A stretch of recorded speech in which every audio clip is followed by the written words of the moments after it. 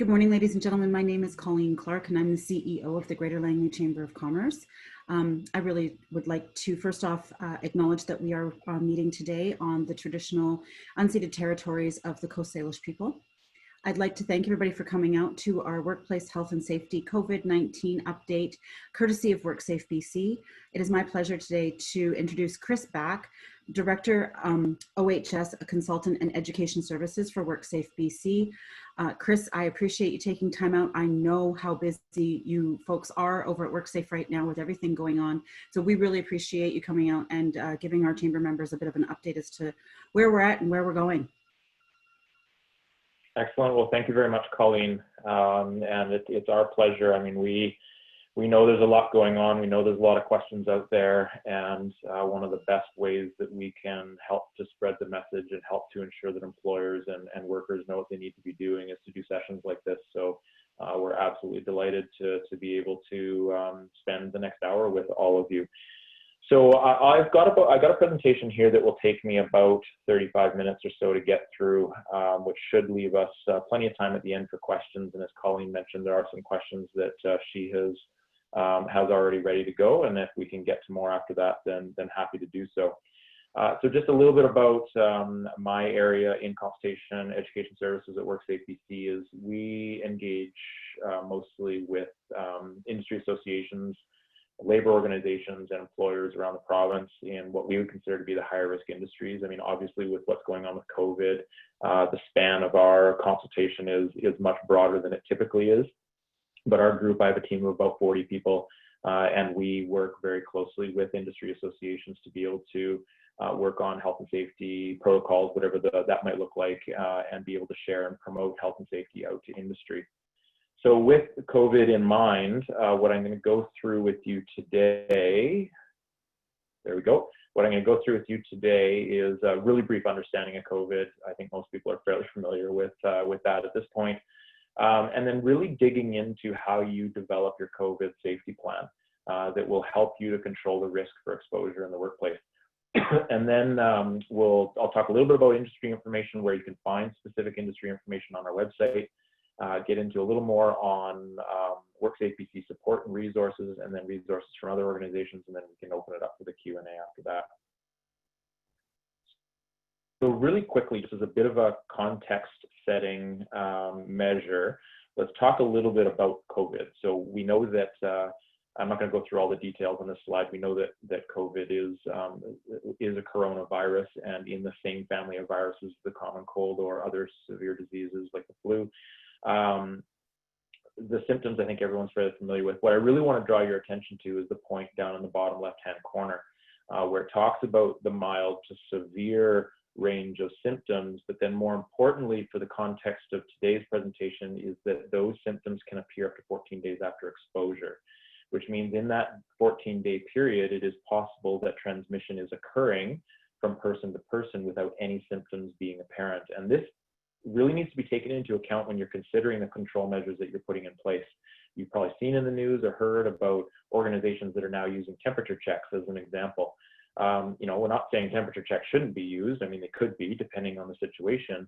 But the issue is that should not be your only control measure, because it is quite possible that people are not showing any signs and symptoms, including fever, but could still be spreading the disease. So you need to be taking into account many other control measures that we're going to talk about today. And when we talk about the transmission of the disease, there are certain factors that increase the likelihood of that transmission. And this is where you'll see the parallel of what you see on this slide to what we are then recommending in terms of control measures. So one of the largest factors in increasing that likelihood of transmission is the challenge in maintaining 2 meters of distance. As you saw on the previous slide, we know that this disease is spread via droplet. As those droplets come out of your nose and your mouth, either you're coughing or talking or sneezing, and those droplets typically drop to the ground within about a 6 foot 2 meter radius. So maintaining that 2 meters of distance minimizes the opportunity for that disease to then travel in and be breathed in through the recipient's nose or mouth. So it's really key here that you're focusing on where you are able to maintain those 2 meters of distance. and we'll get into that a little bit later. We also know that the high frequency of unique people in the workplace will increase transmission. And all I mean by unique people is different people. So the number of people you have coming in. So if you're in an office setting and you don't have a lot of exposure to the public, really your only transmission likelihood is with your coworkers. Whereas if you're in a retail setting or a restaurant or something like that, where you are going to have the general public coming in regularly throughout the day, you could be exposed to hundreds, if not thousands, of different people coming into the workplace, where any one of them could have COVID and maybe not even know it. The potential to work in enclosed areas, so we know outside is better than inside with better airflow, but when you are inside, we know smaller space is a higher likelihood of transmission than larger spaces. Now, a lot of you aren't going to have control over the amount of space you have, but you may have control over how you organize that space. And again, we'll talk about that a little bit later as well. The potential for sustained group interaction. So having large groups of people together for long periods of time increases the likelihood of transmission. You know, we do want to, if you do have people that need, if you have coworkers or I'll say any workers that need to come within 2 meters of distance of any individual, then you want to try and minimize the amount of time that occurs so that you don't have that sustained group interaction. Probability of infected persons. So this mostly applies to places like healthcare, where you have workers exposed to people that are ill. And so that probability of transmission increases when you are exposed to those folks. And that's why healthcare workers have certain protocols in terms of their control measures, including masks and other personal protective equipment. And then inadequate self-isolation practices, which really comes down to the policies and procedures that you have in place. I also have a point down there at the bottom just around regularly contacted surfaces. We'll talk a bit more about this. Those surfaces that aren't touched very often are not really seen to be a really high likelihood of transmission. We do know that the disease can travel through surface contact, but you need a lot of the disease within your body to actually create the infection. So if someone touches tries on a sweater type thing at a retail store, there's not necessarily a need to then quarantine that sweater for 2 days. You know, you can probably put that back on the rack without too much of an issue. But door handles and light switches and keyboards and other things that are touched by multiple people regularly throughout the day, that's where you can get a buildup of the disease occurring on that surface, and you want to give that some consideration in your protocols. A really quick point here, just to say that anyone who's experiencing flu-like symptoms should be immediately informing their supervisor. They should be physically distancing from their colleagues and leaving the workplace, and then seeking medical advice to determine next steps. Obviously calling 911 if it's urgent, but for most of the population, it's going to be calling 811 to get health advice, and then following the direction from the healthcare professionals that you will speak with on the phone there. And then ensuring that you do have clearance from your healthcare provider before returning to work, particularly if you have a positive case of COVID. So let's get into the bulk of what I want to talk about, and that is around developing your COVID safety plan. So many of you, I think all of you, are probably aware at this point that on May 15th, Friday, May 15th, there was a provincial health order that was issued by the provincial health officer in the province that essentially states that every employer in this province who is operating requires a COVID safety plan. And beyond that, they are also required to post that plan and have that plan available to their workers, to any service providers or contractors coming into the workplace, and any public coming into the workplace. Now, you may not need to post the full extent of your plan to the public, particularly if there's personal information within that plan. So if you've got a binder, basically, if you've got a multi-page plan, you may just need a summarized version of that available to your work or to the public or any clients coming into your workplace. But you are required to have a plan, and you do need to post that plan. Now, there is a misconception, though, that employers feel that WorkSafeBC needs to approve that plan, or have heard that WorkSafeBC needs to approve that plan. We do not. We're not reviewing employer level plans, and we're not approving plans before an employer can open up their doors. Or if you have been operating this whole time, you do not need to close your doors and get approval from us before you can continue to operate. As long as you have put thought into that plan and you are protecting your workers while you are developing your plan, then you're good to go. Now, if an officer comes out and does an inspection within your workplace, they will be expecting to see that plan. They will ask to see the plan, and if you don't have one and you're not working on one, then that's where there's a possibility of an order being written. And I can talk a bit more about that a little bit later on.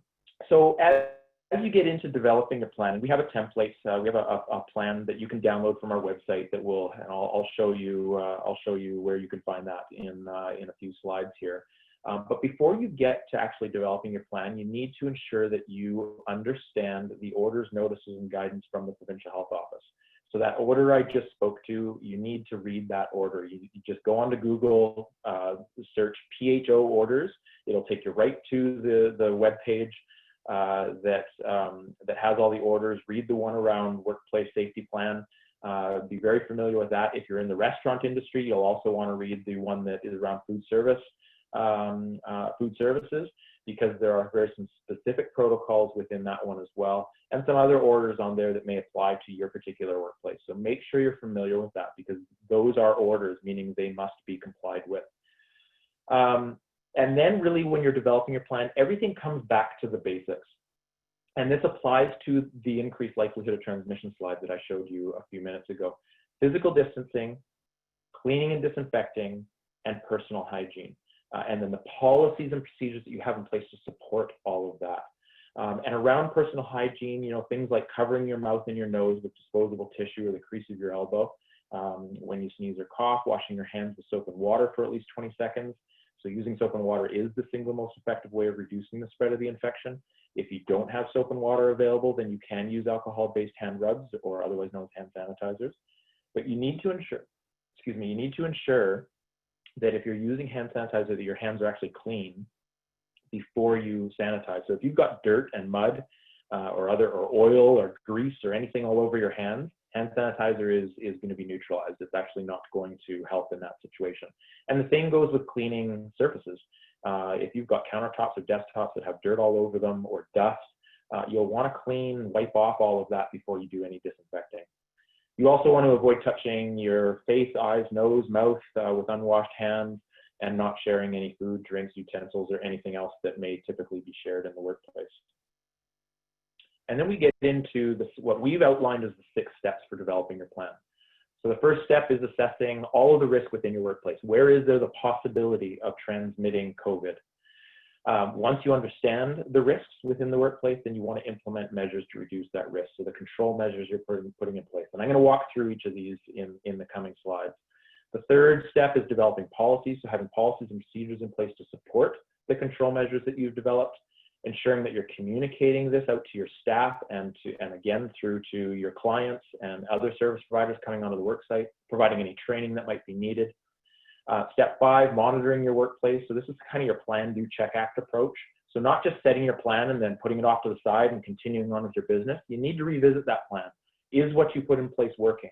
Check in with your workers to see if it's working on a fairly regular basis. And then step 6 is somewhat separate from the COVID risk, but it's understanding that many businesses may have shut down for a number of months and are now starting things back up. In that process of starting things back up, you need to address any risks that you might be creating. So if you have machinery that you're starting back up, what's the process for that? Particularly if your machinery is not typically shut down. Any workers that may be started just before you shut down, you may need to put them through an orientation program again, things like that you want to consider. So let's dig into each of these. I'm going to focus mostly on the first few steps here because that's where the bulk of the information is going to come, and then we'll whip through the last ones a little bit more quickly. So this is really around step 1, again, assessing your risk. I've already talked about that first bullet. I'm going to skip the second bullet for a moment and come down to the third, but you want to consider questions like where are people going to congregate within your workplace? Where are there possibilities that workers are going to come within close proximity of each other?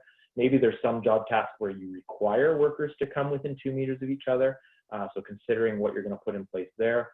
What tools or machinery or equipment are people using, and how you are going to operate that equipment in a safe manner, with physical distancing and other things in place, as well as how you're cleaning the equipment and the machinery, as well as any other often touched surfaces, which I spoke about a bit earlier. So once you've done that risk, I do want to come back to that second point, which is around involving your workers. And this is actually, ironically almost skipped over it here, but this is probably one of the most important slides I'm going to show you today, and it is around involving your workers. And I did see in some of the questions that Colleen sent me beforehand that there were some questions around the fear of people coming back to the workplace and how do you deal with that. And it is very real. This has impacted everyone in every walk of life at this point in time, and fear is a big deal. And so what is really important through this process is that you are including your workers in assessing the risk and developing your plan. You know, for those that have 20 or more workers in your workplace, you're required to have a joint committee. For those that have 9 to 19 in your workplace, you're required to have a worker health and safety representative. And for those that have less than 9, you are required to involve your workers in the process. So this is, again, I can't emphasize this enough, the importance of having that conversation with your workers, getting input from them on where the risk is, where they see the risk, and then having input from them on what controls you might be able to put in place, considering all the possibilities of maintaining physical distancing, or where that's not possible, having other control measures, which I'm going to jump into in a moment. So I can't emphasize this enough. Once you've done that risk assessment, we then jump into the control measures and how you're actually going to control for the risk. Again, touching on those basics that I spoke about earlier. And that brings us to probably the other most important slide that I'm going to show you today. I'm going to spend a bit of time on this one. And this, in our geeky safety world, is what we refer to as the hierarchy of controls. And you start at the top of this reverse pyramid and work your way down when you're developing your controls. Those at the top are the most effective, those at the bottom are the least effective. And you'll see on the arrow on the left-hand side, we want you to consider control measures at the top of this hierarchy before you're getting to the bottom. But I want to jump to the bottom here for a moment. PPE, which is personal protective equipment. These are the gloves and the masks and other things that people are wearing. Many employers, many people, the public is jumping to PPE as, oh, well, as long as we have masks, we're protected, or should we be wearing masks in certain situations? It's absolutely a level of protection that we do need to talk about, but it's not a very effective control measure. Unless if you are, well, actually, I'm not even going to go there. It'll take too much time to explain it. You know, in certain settings like healthcare, there are absolutely higher levels of PPE that are available to healthcare workers or other types of workers that aren't going to be available, and we don't have enough stores for everyone. So we're not looking at PPE as being the first level of protection. It is really the last and least effective level of protection. We want you to focus at the top of this hierarchy first. So let's talk about elimination. And elimination is really about removing the risk from the worker completely. Now we talk about physical distancing, and what I spoke about earlier with it being a droplet disease, where that droplet drops to the ground as it comes out of your nose and mouth within about a 6-foot, 2-meter radius, that if you can maintain that 2 meters, you really are eliminating the bulk of the risk. There's still contact with shared surfaces and other things, but you're eliminating a lot of that risk for the workers. So is there a way to rearrange the workspace or reschedule work tasks in a different way that's going to allow that 2 meters of distance from coworkers, customers, and others? You know, are there possibilities of people working from home, or possibilities of having pods of workers working together, or staggering your shifts? I mean, there's lots of possibilities here that you might be able to look at to eliminate that risk. But we also want you to consider engineering controls, which is the second level of protection. So where you have certain tasks where people need to come within 2 meters of each other, then engineering controls allow you to put in physical changes in the workplace at the point of the risk. And the example here that's the easiest to comprehend is plexiglass barriers. And you've probably seen this when you go into grocery stores. You've got a plexiglass barrier between the cashier and the person purchasing their food. Because in a lot of cases, they're going to be within 2 meters of each other.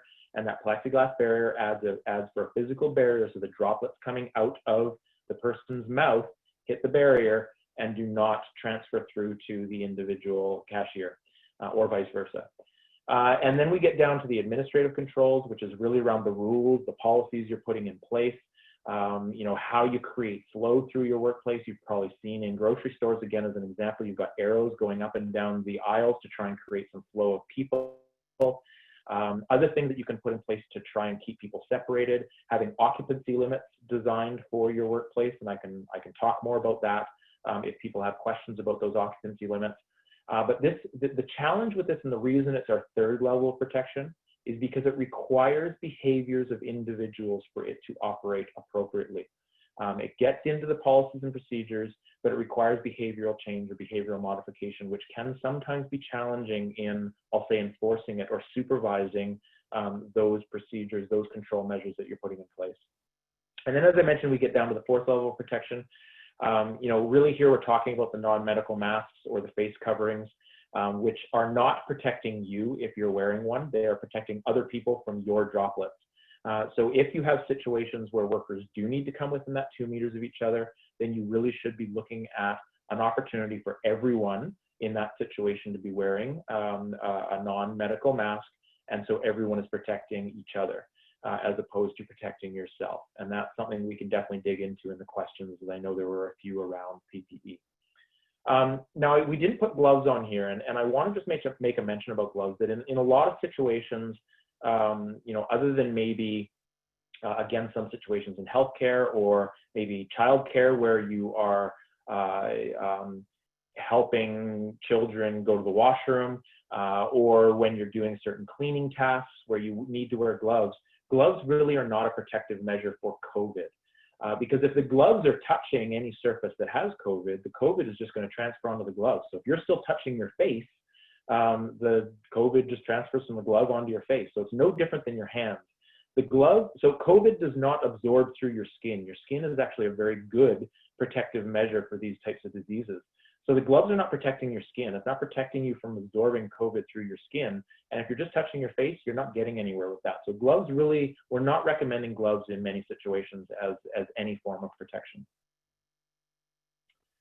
Now, there are certain situations, as I mentioned, where you are going to have staff that need to potentially come within 2 meters of each other or within 2 meters of the general public. And we use the example of protocols for vehicles as an example here, that we understand that many workplaces require workers or the public to travel within vehicles. Tourism, for example, where you are transferring the tourists to a boat or to a location within the forest to do some sort of hike or whatever it might be, and you require people within a vehicle. So we are recommending that employers limit essential work travel and ban non-essential work travel. But for those instances where you are required to have people traveling in a vehicle, if you can, limit it to 1 person in a vehicle. We understand that's not always practical. It's also not good for the environment. But where you do require more than 1 person in the vehicle, look at how you might be able to physically distance. So if you're transferring people in a bus or a van, you could stagger seating within the bus or the van to try and keep people 2 meters apart. If you're unable to do that and you do require people to be within 2 meters of each other, then this is a situation where you may want to be considering non-medical masks for everyone that's in the vehicle. You should also be looking at how you wash your hands, so washing stations getting in and out of the vehicle. Maybe it's just hand sanitizer. Possibly if you have soap and water, that would be ideal, recognizing that's not always possible. And then your cleaning protocols for the vehicle. So particularly if your vehicle is being driven by multiple people throughout the day, that you are regularly cleaning the steering wheel, the shift knobs, the door handles, the seat belts, the seats possibly, the windows, things like that, and considering your cleaning protocols for that in mind. And that then brings us to cleaning protocols, which I want to talk about here for a moment, in that you've probably all got your regular day-to-day cleaning activities that occur, but you really need to put some thought into how cleaning and hygiene occur within your workplace. So ensuring that you have proper hand washing facilities that are available for your workers and easily visible and accessible for them, developing policies around when workers must wash their hands, when they arrive at work, before and after breaks, after handling cash or other materials, before handling any common tools or equipment, things like that. Also have supplies included or available to staff, including soap and water, hand sanitizer, disinfecting wipes and nitrile gloves and garbage bags when they're doing cleaning, as well as cleaning protocols for high touch surfaces, such as washrooms, equipment, tools, door handles, desks, light switches, things like that. So you'll need to assess that within your workplace.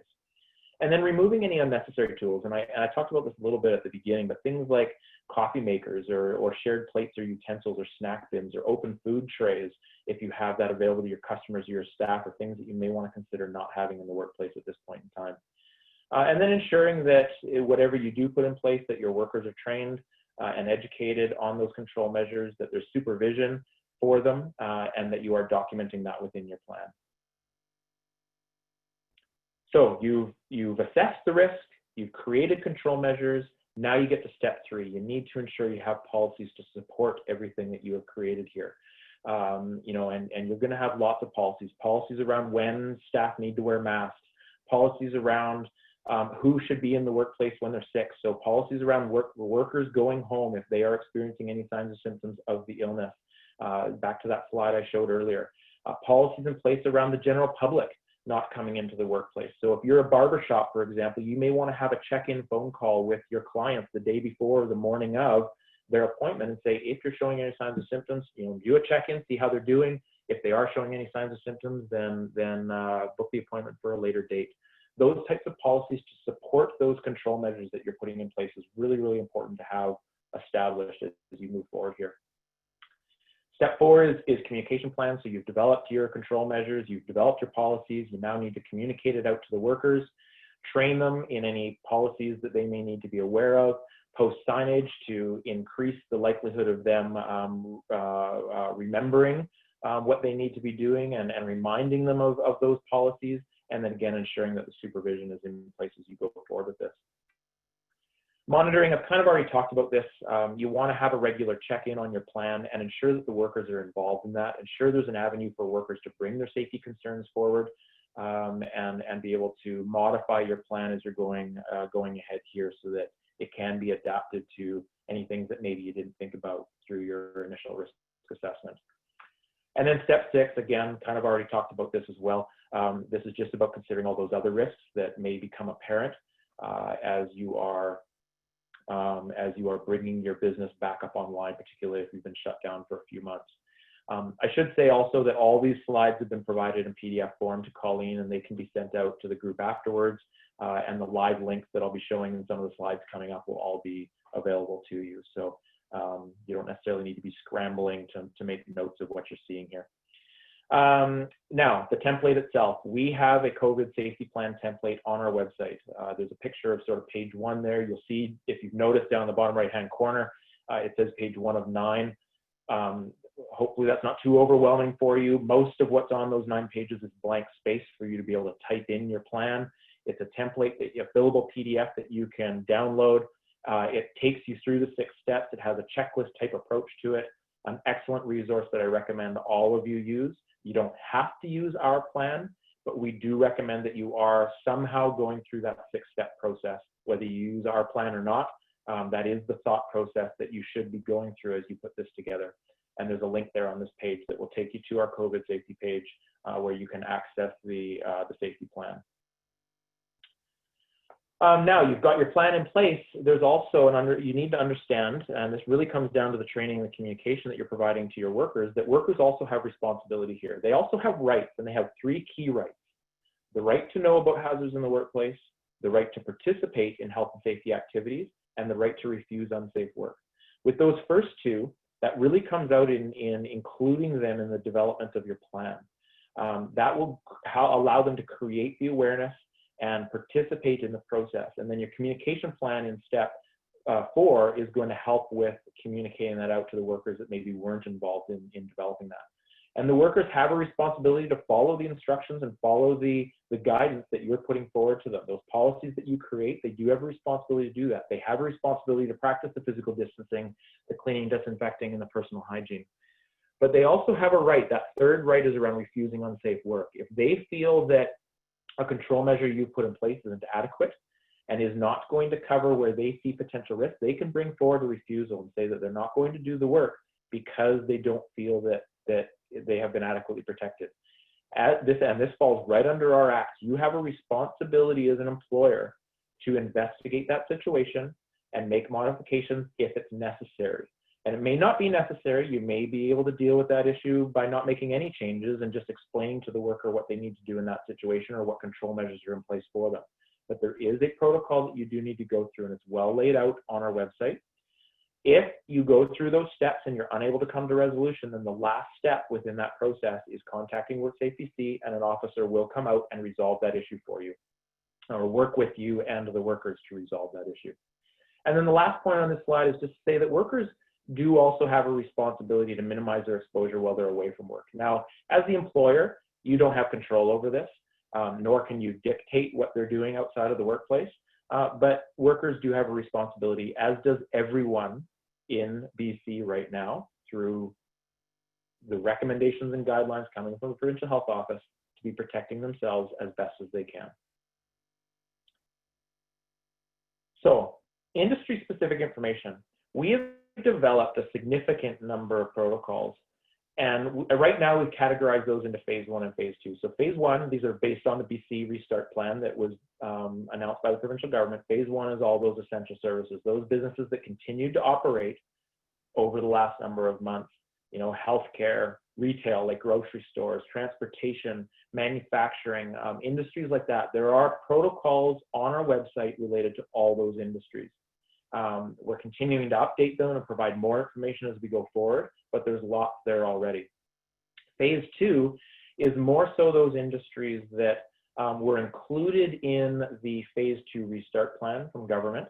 We've been very closely linked with government, having conversations on which industries they're wanting us to focus on and taking a lot of direction from them. And you'll see that we have a lot of information there. Now, it doesn't mean to say that those industries weren't continuing to operate. Some of them were mandated to shut down, like personal services, which are the barbers and hair salons, nail salons, things like that. But others could have continued to operate. You'll notice retail is in both lists. We had grocery store as a focus in phase 1. We've now got other retail as a focus in phase 2. And then what you'll see, and I've just got a couple examples here. What you'll see is you'll go to our, we've got links here on all the slides. You can go to our webpage. You'll find the page on agriculture. You'll click on agriculture, and then you'll see some drop downs for each of those bullet points there. And then underneath each of those drop downs, there's going to be additional information, additional protocols and guidelines that you can use. So I've just put a couple examples on here: transportation, small business. You know, you can see some of the different protocols that are going to be there: personal services, retail, restaurants, things like that. Now, I should also say at this point that those protocols are not mandatory. They're not requirements. You cannot be written in order. If there's a certain protocol under table service where we're recommending that, you know, one example might be that with table service, that when you are getting within close contact of those of the general public, that you're maybe putting the plate down on a table, allowing them to potentially serve themselves if that's practical. So put them on one end of the table, allow them to grab the plates and serve themselves. That's one idea. Or minimizing the amount of time that you are actually within that 2 meters of distance. So putting the plate down and then immediately backing away to that 2 meters. So that's not a requirement. If you're not doing that as your protocol, it doesn't mean that an officer can come out and write you an order on that. However, if you as an employer are not developing your plan and putting thought into how you are developing that plan, then you can be written an order under Section 21 of our Act, which used to be Section 115, General Duties of an Employer, that you are not putting due consideration into the protection of your workers throughout this situation. So it's really important to understand that each of those bullet points we have under all of this, they're not mandatory, but you do need to put some consideration into those, and they're there to help you. So a couple other things before we end off here and open it up for questions. We've had some areas that are very popular in terms of questions. One of them is around psychological health. Really important to understand here that COVID has impacted everything. Everyone and every walk of our lives right now have been impacted by COVID. And that impacts everyone differently in terms of the fear and the anxiety and the stress that they feel, the uncertainty of what's going to happen in the future. And so it's really, really important that you are, as an employer, wrapping your head around this. It's important to remember that mental health is just as important as physical health. I talked a lot about the fear early on. Including your workers is going to help to alleviate a lot of that fear and alleviate the anxiety and the stress that your workers may have in coming back to the workplace. So we provided a bunch of links here with resources, most of them external WorkSafeBC. We didn't bother reinventing the wheel here. There's lots of tips and tools and webinars and videos and posters that you can download from these organizations. So I do recommend that you link in through each of these and have a look if you want to get some ideas on what you can post within your particular workplace. We then talk about working at home, and this comes up quite often. I know not everyone has the luxury of having their staff work from home. You may have aspects of your business that can work from home. So you have a finance department or an HR department. They could be working from home even if your retail component, your front-facing, public-facing component has to be obviously on site. But I want you all to understand that if you do have workers working from home, you still have responsibilities of their safety while they're at home. And you should have a working at home policy created that covers hazard and risk assessment in the home office, procedures for working safely at home, including ergonomics, and I have a slide on that in a moment, evacuation, emergency procedures, education and training, and so on and so forth. Now, it doesn't mean that you as the employer have to go out to the worker's home and do an assessment. We have some information on our website that links to kind of a checklist type approach, providing that to your workers, getting them to go through an inspection in their home environment, do a bit of a checklist, set up their workstation, and then you have a phone call with them and go through that with them is a good first step. Now, ergonomics, other than maybe the emergencies that might happen in the home, like a fire or other type of emergency that way, really the primary risk is musculoskeletal injuries. So how you have your computer workstation set up. So we put this slide on here and really drawing your attention to the link down at the bottom there, which is a resource we have on our website called How to Make Your Computer Workstation Fit You. It's an excellent resource, very easy to go through. You should be familiar with it as the employer and provide it to your workers as well. And it'll help your workers set up their workstation at home. And then the other point I want to draw your attention to is right in the middle there around breaks and micropauses. It's very easy to roll out of bed, come down to your home office and not come up for a breath until dinner time. That's not healthy, it's not safe, and it is going to lead to fatigue if that continues. So really encouraging your workers to take micro breaks throughout the day. We typically recommend the 20-20-20 rule, meaning that every 20 minutes you are standing up for a 20-second break and looking 20 feet away from your screen to give your eyes a break, as well as the muscles within your body, and do a couple stretches if you wish, and it is recommended. So what support is available to you? I've talked about the website. That's just a picture of our front home page on our website. If you click on the blue shaded area with the picture of the virus there, it'll take you right to our COVID page where all the information is laid out. It can be overwhelming, but if you just if you take a bit of a breath and click into, phase 1, the phase 2 area, you'll see that it is quite well organized by industry.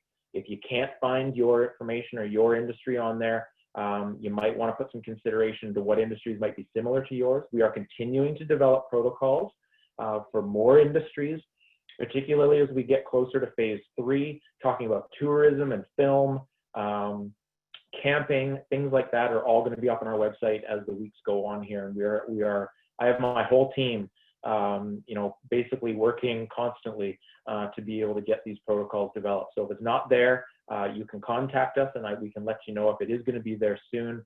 But also think about what other industries might be similar to yours, because there may be protocols on our website already that would be very helpful for you.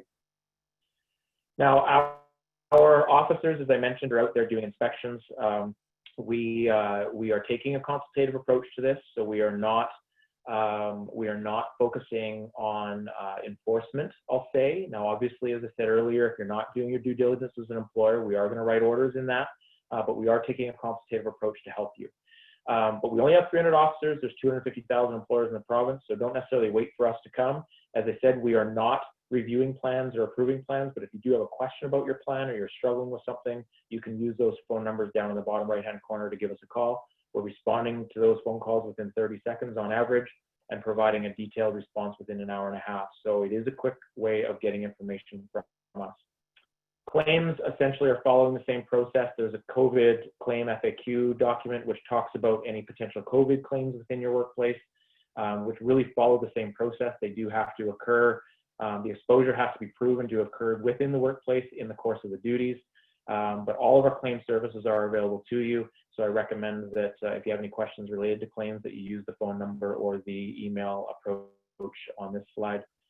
And then some additional resources available to you include the CDC, the Office of the Health Officer, HealthLink, the BC Ministry of Health, as well as I put some other ones on here. Small Business BC has some great resources. I'm sure the Greater Langley Chamber of Commerce has great resources as well for you. The Canadian Centre for Occupational Health and Safety is a great place, although federal does have a lot of really good resources on it as well. And that brings me to the end. So just one note before we open it up for questions. You'll see 2 email addresses on here. You've got my email address, which you're welcome to email me. My response time is not 30 seconds, just to let you know. But really only email me if you've got some questions about the presentation today in particular. Otherwise, you can email our general inbox for my team, which is consultationservices@worksafebc.com. We typically are working at the industry level. So if you're an industry association and you want input on something, that's probably your best avenue. If you're an employer and you are looking for input on something, I highly recommend those phone numbers I showed you on the previous slides. You will get the quickest response taking that route as opposed to emailing either of these email addresses. But I do put them on there. You are welcome to email me or our general inbox if you have any questions. So Colleen, I'll end there. I'll stop sharing my screen and we can open it up for any questions that people might have. Chris, thanks very much. So I do have pre-submitted questions that I'm going to go through, and some of the stuff that you have talked about today and some of your slide presentation has covered off on some of them. So I've kind of gone in and picked and chosen a little bit. I would also like to say to anybody on the call, if your specific question's not asked or isn't answered today, or we didn't get to it, if you wouldn't mind, please send me an email at colleen@langleychamber.com. I'm happy to follow up and find the information for you or point you in the direction, as we do at the chamber, into the right person who you need to speak to. So one of the questions is if an employer mandates in the workplace that workers must wear masks, is the employer required to launder the masks as part of the special PPE requirements? So it's a good question. I would say the employer is not necessarily responsible to launder the masks. I mean, it depends on what types of masks are being provided, but you could ask that the workers are laundering their own masks. You know, it really depends on sort of what protocols you have in place. If you're an auto body shop, for example, and you have coveralls that are provided to the workers, you know, what's your procedure there? Do you as the employer launder them, or do your workers take them home to launder them? So you might want to follow similar procedures you already have in place. The one thing I do want to mention though, and kind of similar to this question is the employer required to provide the masks to their staff if they have a policy in place? And essentially the answer is yes. You know, if you're putting the policy in place that in certain situations you require workers to wear non-medical masks, then as the employer, you should be providing that PPE to your workers. Okay, great. As we move through phase 2 of the BC Restart Plan, is WorkSafeBC able to provide guidelines for municipalities on things like how playgrounds may be reopened? This would allow municipalities to align and coordinate sort of on an ongoing basis. So in Langley, we're special. We have the City of Langley and the Township of Langley. And so we've got the two that are coexist. We work together constantly. And I think they're looking to see if WorkSafe is sort of streamlining the openings of different rec facilities and things through for municipalities. So no, that's not really our role as an organization. So we're not dictating when organizations can open up or how they should open up. That's really, you know, in terms of when they should open up, that's more so coming from the provincial health officer related to the orders. But we do require employers to coordinate as much as they can. And I know it may not be easy for all the municipalities to do this, but it's really not our mandate to dictate how that would occur. What I would suggest, though, and you used the playgrounds as an example, I think the other one that comes up quite often is the community sports, particularly for the youth sports, where you've got different municipalities that are opening up their parks at different times, but those sports might want to intermingle between those municipalities. So it is important that the municipalities are speaking together, but we're not dictating how that should happen or when it should happen. It's really up to you to sort that out. Now, we do have lots of protocols on our website, some for municipalities. We've also got some for parks, and we are continuing to develop more as we go forward that will hopefully be helpful for the municipalities as they have those conversations and try to align their plans. Great, thank you. Are there any regulations specific for clothing or thrift stores at this time? So if you go onto our website and look at retail, I mean, we don't have, it's not like you'll go onto our website and you'll see something specific, so see a title that says thrift store or a title that says clothing store. But if you look at retail, there's a lot under retail. And we try and break it up based on activity, not necessarily the type of retail. So if you take a look under retail, you're going to see a lot of protocols that will probably be helpful. And in doing these webinars, I've actually had lots of questions about clothing stores and thrift stores. And a lot of those questions are around, do we need to quarantine any of the donations that are being given to us before we put it out on the floor? Or do we need to quarantine the clothing after someone tries it on or touches it if they're in the aisle? Again, I go back to my comments earlier that the transmission for infrequently touched items is actually not that high of a risk. So we don't think you have to quarantine at this point, quarantine any clothing if someone tries it on. If you had hundreds of people touching that piece of clothing throughout the day, then yeah, maybe you might want to consider that. For other hard surfaces, you could look at the frequently touched items throughout the day. If you do go through a cleaning and sanitization of them, wipe them down. Even with the donations coming in, wipe them down. And if you're going through a proper protocol there, you should be okay. Okay, thank you. And one of the questions that popped up on here is, who can review your reopening plan? And you have stated through there that you don't have to send it in. We're not waiting for approvals on those, but you do and are required to have it and ready to rock just in case somebody comes through the door. With that, if somebody's really struggling with their store, is there help for them? Yeah, the best help is to call our prevention information line. So if you were to call our prevention information line and say, hey, I'd like to send you our plan so you can review it, you're going to get a response that says we're not reviewing plans. And it's not that we don't want to, it just comes down to capacity. We have 300 officers, we have 250,000 employees in the province. But if you really want to dig into an area where you're struggling and you're like, I have this particular risk or this particular task within my business, I know it's a risk, I'm not quite sure how to control for it, call our prevention information line, talk to them about the specifics, and they will walk you through a thought process for that. But sending us your plan and asking us to review it, yeah, we unfortunately just do not have capacity for that. Okay. I will say, I should mention that there's health and safety associations in this province. There's 12 of them. There's also the associations like yours. I'm not necessarily saying that the Greater Langley Chamber of Commerce wants to be reviewing employer plans either. But you may want to reach out to your local associations, your local HSAs, and say, hey, are you able to provide some help here? Because that could be a possible avenue as well. Perfect. And we have been guiding as many people as we can, especially if we know their store, because every single store, gym, venue of any type is different in size, shape, how many people are in there on a regular basis, and how they're going to deal with this. So I have had people reach out, and we've kind of guided them through what we could, but using the tools that you guys have provided. Did get a follow-up. I'm going to continue on. A couple of the questions we have here are very, very specific to somebody's actual office or event or physical therapeutic riding. My suggestion to those questions is to specifically phone the 1-800 numbers that Chris is talking about, because somebody there can walk you through that specific case of all the different touch points. But I think the number one thing to remember is, as we've gone through this, is the touch points is where you're going to need to look at the cleanliness and how many people are going to be touching those touch points. So one of the questions, yeah. Sorry, if I can just add to that. If you haven't looked at our website, you will actually be directed to the website first, and our call center will ask you if you've gone through the material on the website. So before calling us, you should go and take a look at the website. And with some of those questions you did send me beforehand, there was one related to, I think, some child protocols. We just put up childcare on our website, I think yesterday or the day before. So there's now childcare protocols up there.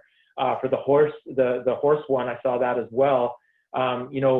There are protocols in place around, there isn't going to be that specific situation, but there are protocols in place around where you get in close contact with the public. And so if you look at our website and peruse our website, there's probably going to be some parallels to what your business is if it's not on there specifically. And I do recommend you take a look at what's on the website before contacting our call. No, I agree. Get into all the information you can. If there's something you really can't find an answer to, that's when the phone call comes in. what are the best precautions communication practices to take for a visitor-based facility? So something that's a bit more on the tourism side, but not yet, but able to reopen. Yeah, so tourism, so if there's this, I mean, I could talk probably for an hour just on this question, but I would say that for tourism, I should tell you that we're working on tourism protocols right now, and that gets into all areas of tourism. So adventure tourism, fishing charters, lodges that are off in the middle of nowhere, all that sort of stuff. We're going to have that up on our website in the beginning, probably first half of June. So we're still a couple weeks away from this, but it will be up there fairly shortly. But there are lots of businesses in this province that require some sort of interaction with the public or visitors or tourists. You should be, again, coming back to the policies, you should have some policies in place to do some sort of check-in with those people, asking them if they have any signs or symptoms. Now, it's a little bit harder if you're a retail store where you don't necessarily have the staff to stand at the front door and monitor people coming in. You may want to be asking some questions if you have the capability of doing that.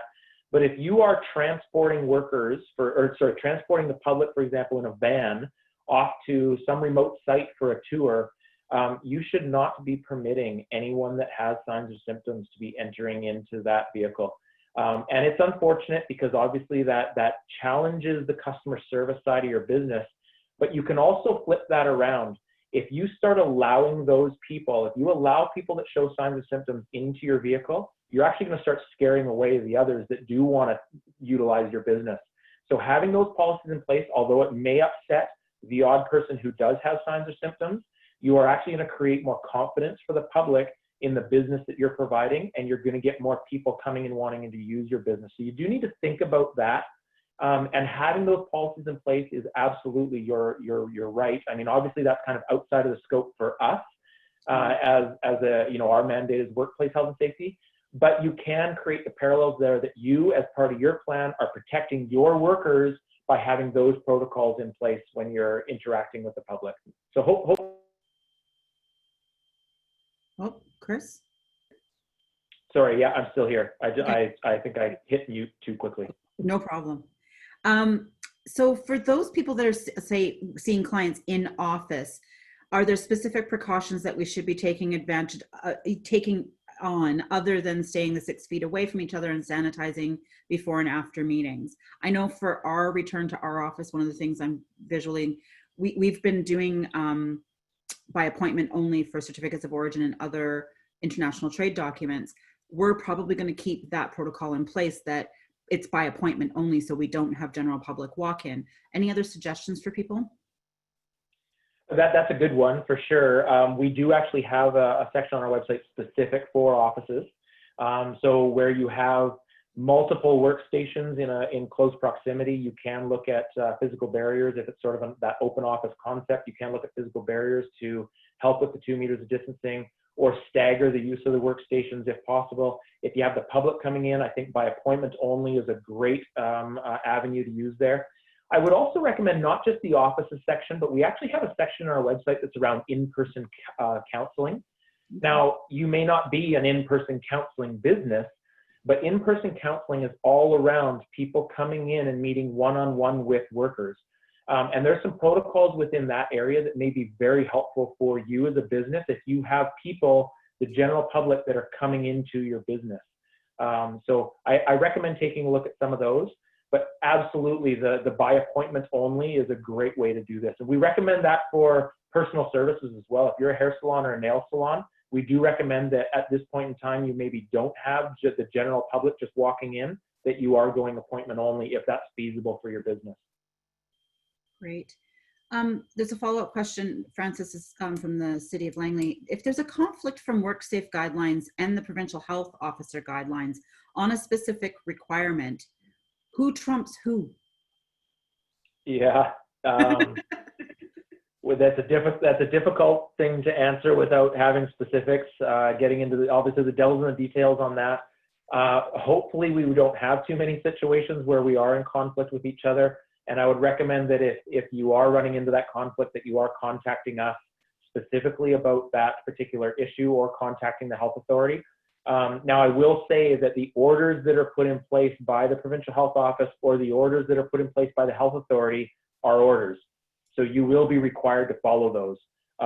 And if we have something at WorkSafeBC that may provide guidance to, and I'll just use gyms and fitness facilities as an example, because that order was just lifted, but we had put protocols on our website related to gyms and fitness facilities. If the health authority had not yet lifted that order, which was in place originally until May 31st, then even though we had the protocols, you would still have to follow that order until May 31st. Now, all the health authorities have lifted those protocols, so that's kind of a moot point now, but it is an example where those orders do take precedence. But other conflicts, I would say contact us and we can work through those, because we're not, all these organizations are working on things and we're not perfect, that's for sure. So on that note, Francis, if you do have a specific, I can very easily email connect Francis Chung from the City of Langley with Chris, and they can take that offline. I'm going to go with one final question here before we get going.